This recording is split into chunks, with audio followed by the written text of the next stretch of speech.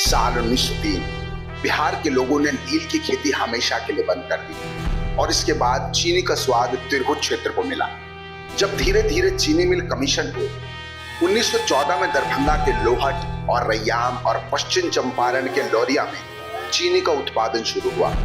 धीरे धीरे कई कारखाने खुले, लेकिन सरकार के नेग्लिजेंस के कारण समय के साथ नहीं चल पाए।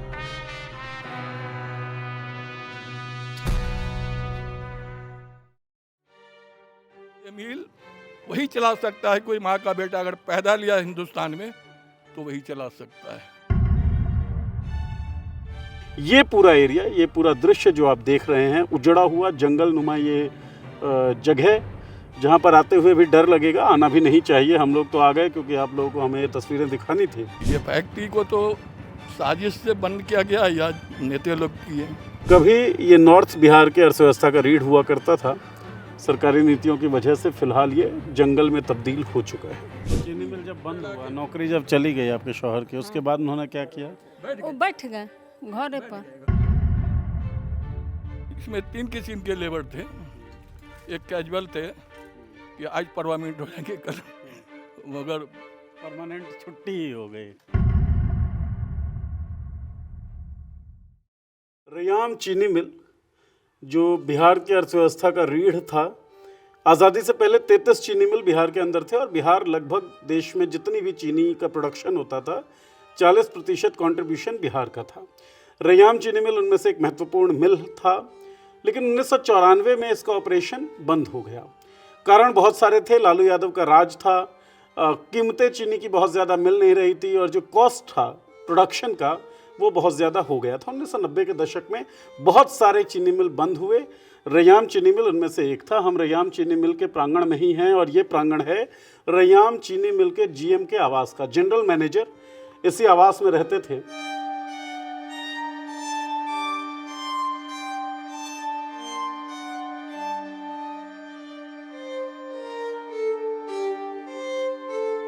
फिल्में देखते हैं हम, और पुरानी फिल्में दिलीप कुमार की हमने देखी कई, जिसमें वो मिल मजदूर हुआ करते थे, तो इस तरह की बिल्डिंग दिखती थी। क्या है, इस घर में आते जाते हैं कभी आप? नहीं, अभी तो ये बंद पड़ा हुआ है, इसमें आने जाने का काम की जरूरत पड़ता नहीं है हमको, तो आते जाते नहीं है। आप हमको काहे डरा रहे थे कि सांप वाप का इसमें गढ़ है? क्योंकि पीछे जंगल है और घर ठंडा है, खुलता लगता नहीं है, जिसमें आदमी नहीं जाए तो स्वाभाविक है बाहर का और जानवर वगैरह बसेरा कर लेता है, इसीलिए। क्योंकि इसमें तो आदमी रह नहीं रहा है, माने यहाँ इसमें तो कोई दीप भी नहीं जलता है, तो इसलिए बंद पड़ा रहता है। हम लोग बाहर आते हैं, भूत का नहीं देखे हैं बाहर। नहीं, भूत का हम बोल भी, लेकिन क्योंकि मैं देखिए उस समय का कुर्सी दिखलाते हैं आपको। हाँ, यही देखिए कि उस समय जब ये मिल ऑपरेशनल था, उस वक्त किस तरह का फर्नीचर था, किस तरह की गढ़त थी इस पूरे घर की। काफ़ी आलीशान लग रहा है। और वैद्यनाथ जी हमें दिखाएंगे। डर भी लग रहा है वैद्यनाथ जी आपको भी? हमको भी लग तो रहा है। तो संजीत, मैं चाहता हूँ कि मैं भी आगे, वरना संजीत कहेंगे मुझे अकेले आगे काहे भेज रहे हो। उस समय का कुर्सी सब, ये कुर्सियाँ देखिए, और ये लगता ही है किसी साहब की कुर्सी रही होगी, लेकिन ये कुर्सियाँ धूल फांक रही हैं। कमरे की स्थिति आप देख सकते हैं। लेकिन यकीन मानिए, जिस बिहार के लिए नीतीश कुमार ये कह देते हैं कि लैंड लॉक होने के वजह से कोई उद्योग इस बिहार में स्थापित नहीं हो सकता है, वो बिहार आज़ादी से पहले भारत के कुल चीनी उत्पादन का 40% कंट्रीब्यूटर था। आखिर क्या स्थितियां पैदा हुई? आखिर क्यों सरकारों ने ध्यान नहीं दिया कि जो इंडस्ट्री आज़ादी से पहले बिहार में चल रही थी, वो इंडस्ट्री भी बिहार में चल नहीं पाई? तिरहुत के मिलों ने खूब तरक्की की, भारत सरप्लस शुगर प्रोड्यूस करने लगा, लेकिन फिर एक इंटरनेशनल एग्रीमेंट ने सब खराब कर डाला। चीनी पैदा हो रहा था, लेकिन बेचा नहीं जा पा रहा था। आजादी के बाद भी लुढ़कते लुढ़कते आखिरकार 1990 के दशक में शुगर मिल गिर गए। उसके बाद से इन्हें वापस शुरू करने की कोशिशों का दिखावा हुआ, लेकिन कुछ हुआ नहीं। नेताओं ने लोगों को ठगा, व्यापारियों ने बचा कुचा भी बेच खाया। आसमानी चिमनियां और आलीशान बंगलों की जगह अब वीरान पड़ा खंडहर है, जो किसी को उदास करता है, किसी को डराता है, किसी को आक्रोशित करता है और किसी को मौका देता है एक और वादा करने का। ये जो देख रहे हैं ये सब टाली लाइन बैठा हुआ है, वो जो ट्रेन वाली जो हाँ, अभी भी अगर खोदा जाए तो इसके नीचे अभी भी टडोनी, और आगे 10 कदम बढ़ेंगे तो देख लेंगे आपको कि लाइन है बैठा हुआ। मुकद्दमपुर जाती थी। हाँ, ये मुकद्दमपुर और वो मुड़िया रोड में थी, तो मुड़िया रोड में बहुत पहले टूट गया था, ये चालू था। अच्छा, ये हाल है। तो 94 में ये बंद हुआ, 1994 में। तब तक आप काम करते थे? ये समझिए कि हम लोग जब तक काम कर रहे थे, 94 के बाद ये फैक्ट्री सत्यानाश हो गई, समझे बाबू। उसके बाद तो जितने लोग काम कर रहे थे उन लोगों का पूरा परिवार आए। उनके परिवार को वही आपको बताए नहीं कि किसी को 50,000, किसी को 60,000 दे के कोई नोटिस, कोई कुछ नहीं, ये फैक्ट्री दी जाएगी या ये फैक्ट्री बंद हो रही है, ऐसा कहीं सरकार का कोई सूचना नहीं हुआ। तो पैसा जो आप लोगों को मिला तिरहुत इंडस्ट्री ने दिया क्या 2014 में? समझिए कि दरभंगा कोर्ट में ये खुर्शीद आलम रैयाम वाले जो है, पप्पू बताएं आपको, वही लड़का केस लड़के सीजनल को भाई 50,000, 60,000, और जो बड़ो मास करता था उसको 8 लाख 9 लाख यही मिला है। अच्छा। और जो इसमें 3 किस्म के लेबर थे, एक कैजुअल थे कि आज परमानेंट हो जाएंगे कल, मगर परमानेंट छुट्टी ही हो गई। अच्छा, नहीं पाया। और हमारे इलाके की जो गुड़गति है वो तो सरकार जाने कि आप आए होंगे तो रोटो देखे होंगे कि वो तो खैर देख रहे हैं चाचा। अच्छा चाचा, ये बताइए कि कई बार जब चुनाव उनाव होता है तो नीतीश जी जो मुख्यमंत्री हैं उन्होंने कहा था कि चीनी मिलों के चिमनी का धुआं नहीं निकला तो वोट मांगने नहीं आएंगे, शुरू नहीं हुआ। नीतीश कुमार एक बार से ही बहुत पहले आए कि इस चीनी मिल को चलाया जाए, मगर चला क्या कि बैठा दिया गया, बस ये साहब ये आइडिया। तो हर बार वादा तो करते हैं नेता लोग, तो आपको लगता है शुरू हो पाएगा कभी? हम आपको बताए नहीं कि ये मिल वही चला सकता है, कोई माँ का बेटा अगर पैदा लिया हिंदुस्तान में तो वही चला सकता है।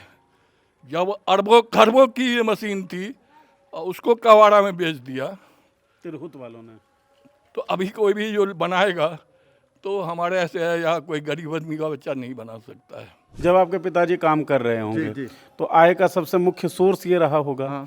एकदम से ये बंद हुआ, एकदम से आय का सोर्स बंद हुआ तो असर पड़ गया होगा घर पे? बिल्कुल असर पड़ा सर इसमें लाइन बैठा हुआ है, गन्ना ले जाना ले आना, समझ हम गए। बताए नहीं कि यहाँ से आप तो 10 कदम बढ़ेंगे जी जी, आपने तो आपको देखेंगे कि लाइन है। लाइन बैठा तो हुआ है। फाइनेंशियल क्या असर पड़ा, मतलब पैसों वैसों की दिक्कत झेलनी वेलनी पड़ी होगी? जी हाँ, घाटा गया, सरकार घाटा में गई, इसलिए बंद कर दिया।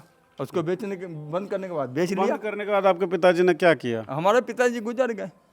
बंद होते ही? बंद नहीं, बताए नहीं कि उससे पहले मेरा पिताजी गुजर गए। ड्राइवर थे, अच्छा, ड्राइवर थे वो? ड्राइवर थे ये मिल का, ट्रेन जो चलता जी जी जी, उसका ड्राइवर थे मेरे पिताजी। अच्छा। और हम लोग को अकील है। अभी जो बूढ़ी खड़ी है उनके शहर में आप मरने वाले हैं, वो भी काम करते थे? नौकरी रहा मिल में। आपका? आपके शौहर का? हाँ, हस्बैंड का। अच्छा, हाँ, नौकरी रहा यही मिल में। तो मिल दोबारा चालू होगा? अब अल्लाह जाने अब होगा कि न होगा बाबू। कर देते तो अल्लाह अच्छा रखते कि हम का औलाद सबको हो जाता। क्या काम करते थे आपके शौहर? चीनी मिल में चीनी के फरेश पर रहा। क्या करते थे ये पता नहीं। हाँ, चीनी पर रहा। चीनी बनाते थे। बनाता। बच्चे क्या कर रहे हैं आपके? बच्चा सब कुछ ना, बेरोजगार सब है। अच्छा, तो चीनी मिल जब बंद हुआ, नौकरी जब चली गई आपके शौहर की, उसके बाद उन्होंने क्या किया? वो बैठ गए घरे पर। घर तो पर पूरे गांव के बहुत सारे लोग काम करते सारे लोग 3 शिफ्ट चलता था, पूछिए ना ये सर, 3 शिफ्ट चलता था। 6 बजे से लेके 12 बजे तक, 12 बजे से लेके 6 बजे तक, 6 बजे से लेके फिर 12 बजे तक 3 शिफ्ट चलता था। पहले कह चुके हैं कि आप लोग जी, बंद होने के बाद तो लगभग पूरा गांव ही बेरोजगार हो गया। बेरोजगार हो गया सर, कह रहे हैं ना कि बहुत आदमी से इसका रोजगार था इसमें। तो आप दोनों साइड में गन्ने, दोनों साइड में गन्ने थे ये जी, जमीन में, इस जमीन दोनों में गन्ने थे, बीच में रास्ता था। केवल बिहार में, केवल इलाके में नहीं बल्कि पूरे हिंदुस्तान में। और मैंने आपको जैसे पहले भी बताया भूमिका के अंदर कि ये जो पूरा बिहार था, आज़ादी से पहले इंडिया के टोटल शुगर जो उत्पादन है, टोटल चीनी का जो प्रोडक्शन है, उसका 40% कंट्रीब्यूटर था। सब नेताओं को पता है कि पलायन जो है वो बहुत बड़ी मजबूरी है, बहुत बड़ी समस्या है। क्यों? क्योंकि भाई इंडस्ट्रीज़ नहीं है। इंडस्ट्रीज़ क्यों नहीं है? माननीय मुख्यमंत्री जी कहते हैं कि लैंड लॉक स्टेट है, यहाँ पर हो ही नहीं सकती। अरे भाई 68 एकड़ का लैंड पड़ा हुआ है, इमारतें टूटी हुई हैं, संयंत्र जो है वो सब आपने बेच दिया। आपकी इच्छा शक्ति है या नहीं है, बड़ा सवाल तो ये है। जब शुगर का कंट्रीब्यूटर इंडिया 40% का हो सकता था आज़ादी से पहले, तो आज़ादी के इतने सालों बाद क्यों नहीं हो सकता है? मामला केवल कुछ सवालात का नहीं, मामला पूरी नीयत का है कि आप बिहार को, बिहार के इस रीजन को, बिहार के इस क्षेत्र को, जिसे मिथिलांचल के नाम से जाना जाता है, उन्नत करना चाहते भी हैं या नहीं करना चाहते।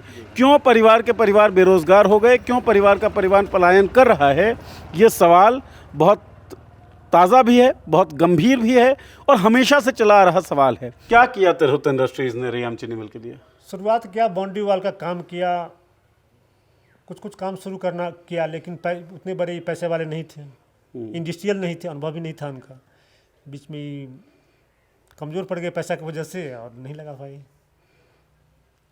मतलब जिम्मेदारी ले तो ली, लेकिन इंडस्ट्रियलिस्ट नहीं थे, इस कारण से नहीं बना। अनुभव नहीं था उनके पास, क्योंकि चीनी उद्योग के लिए इसी माने उसका अनुभव होना जरूरी है, जैसा हमने देखा। तो जो चीनी का उद्योग था, चीनी का मिल था, ये एक ऐसा इंडस्ट्रियलिस्ट जिसके पास अनुभव ही नहीं था चीनी प्रोडक्शन का, उसको कैसे मिल गया था ठेका? आपको तो पता होगा। नहीं, उस समय तो पूरा जब उनका टेंडर हो गया, यहाँ आए तब हम लोग की मुलाकात हुई।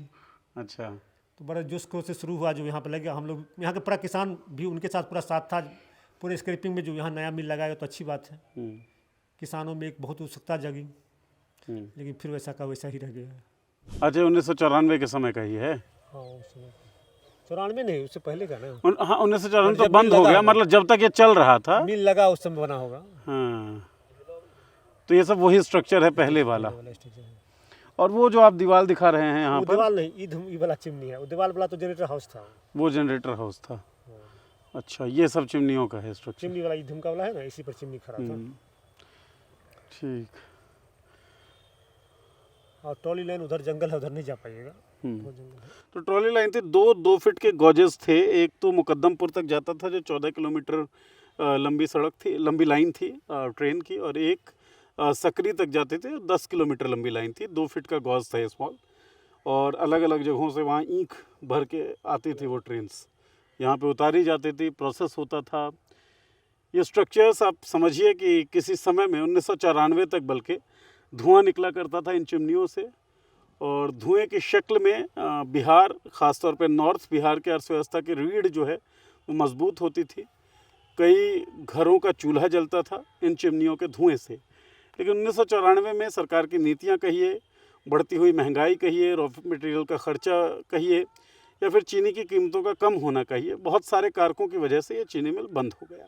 चुनाव आते हैं, वादे होते हैं, लेकिन चीनी मिल शुरू नहीं हो पाता है। फिलहाल दोबारा से एक बार कोशिशें चल रही हैं, क्योंकि 2025 विधानसभा चुनाव आने वाले हैं। अच्छा बैद्यनाथ जी, ये जो लोहे का स्ट्रक्चर जो दिख रहा है, ये क्या है?